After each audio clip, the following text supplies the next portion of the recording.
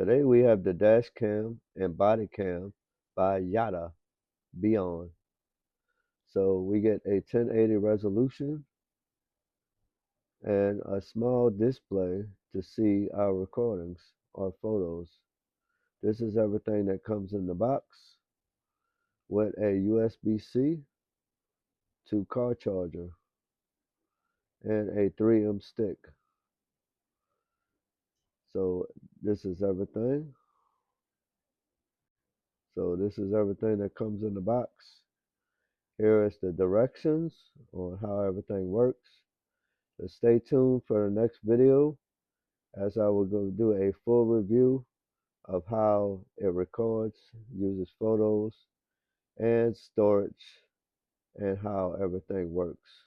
So we have body cam and car mode for the dash cam. You can also use it for actions if you want to use it to record something else. So here are the buttons. You press and hold to turn it on, and you get this small display, and then your other functions as you see, and with the SD card.